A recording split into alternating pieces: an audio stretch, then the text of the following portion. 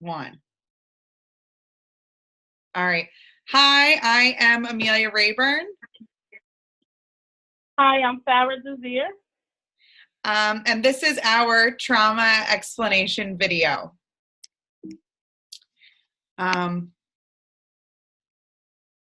So in our first role play, Farrah will be playing the client and I will be playing the counselor.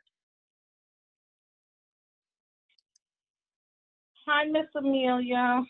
Hi, Farrah. What's going on today? So well. I haven't been feeling so well. What's going on? My stomach hurts. I'm sweating. I'm nervous. I have anxiety every time I go to my dad's house. Oh, no. And what kind of things are you feeling in your stomach? Just pain. And maybe sometimes I'm feeling nervous bubbles. I don't know. All right. Well, I think that kind of makes sense that you would feel that way. I know that it feels weird to feel sick in your belly when you see your dad, but I think it might have to do with some of the stuff that you went through with your dad when he was living at your house. Remember those scary things that we had talked about? Yes, I do. So one of the things, let me show you a picture here. This is your body, right? And in your body, Yes. what's that there? That's my brain. Yeah, and your brain does a lot of really important things. And what your brain really importantly does is it tells the rest of your body how to feel, right? So it communicates to your whole body different feelings. So, sometimes when you feel scared and you feel things in your body, Yes. things like sometimes maybe you have a dry mouth. Yes. And you get sweaty, like you just said. Yes. Your heart starts beating faster, right? It does. And sometimes, like you said, those nervous bubbles, or what some people like to call it, butterflies in your stomach. Oh, okay. Yeah. And what those are your brain sending a message to your body that says, I'm afraid, and your body starts responding with those different feelings.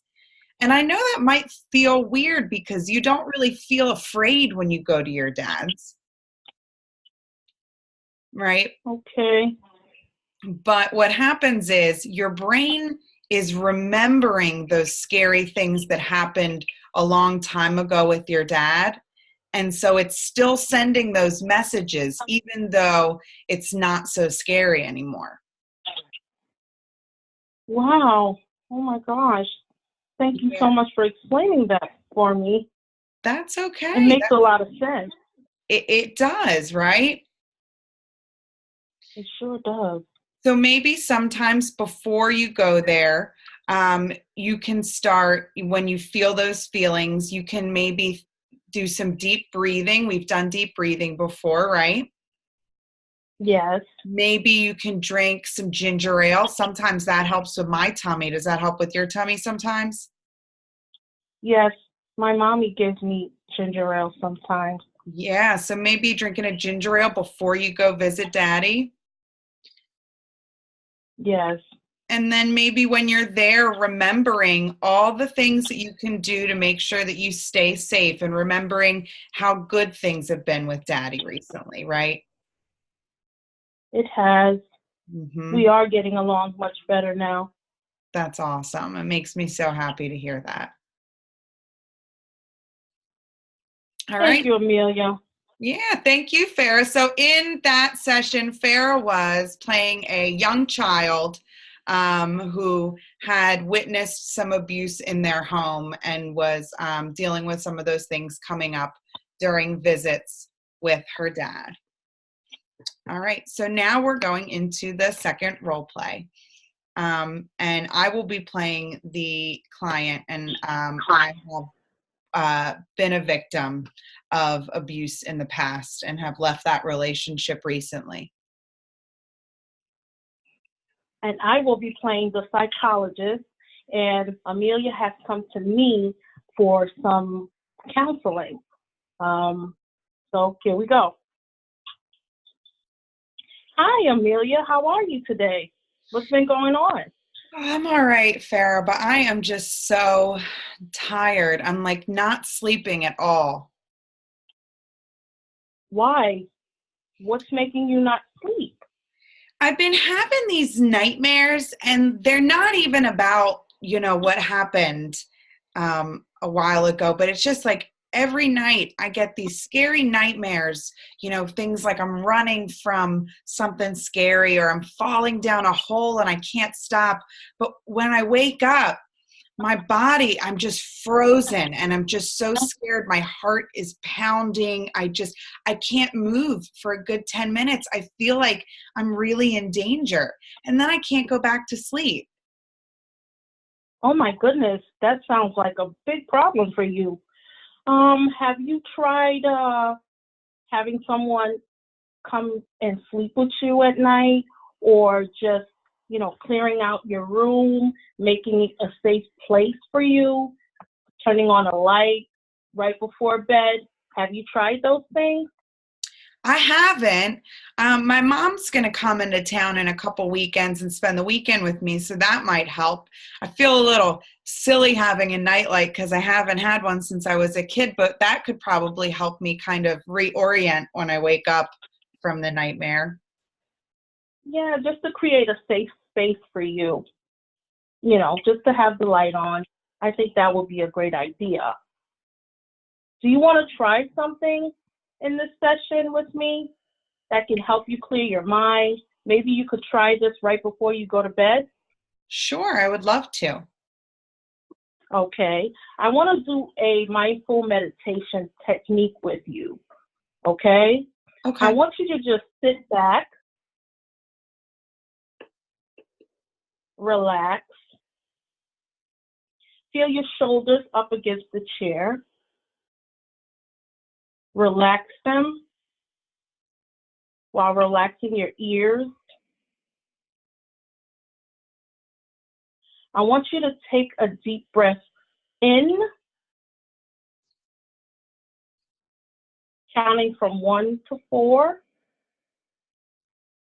and then exhaling out, counting to 6. If you feel negative thoughts racing into your mind, just feel them floating away and letting yourself know that you're in control.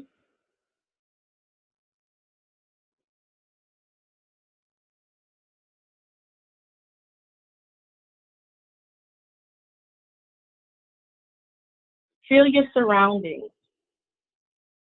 Feel your feet on the floor. If there are smells, if you like any certain kinds of smells, try to imagine yourself smelling some flowers or whatever your favorite scents are. Now make sure that you're focusing on your breathing while doing this. Focus on that still space between inhaling and exhaling.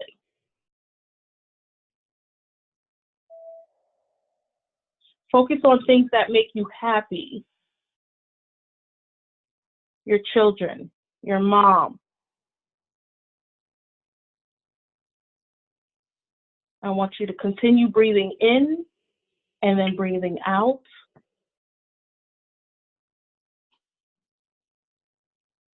Keep remembering that you control your own thoughts.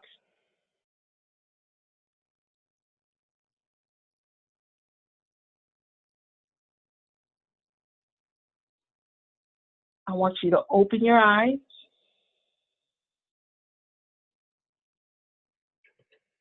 How do you feel? Very calm. I could have probably fallen asleep there. Well, that's a good thing. That's what we want, okay? And what I just did with you is a technique called mindful meditation.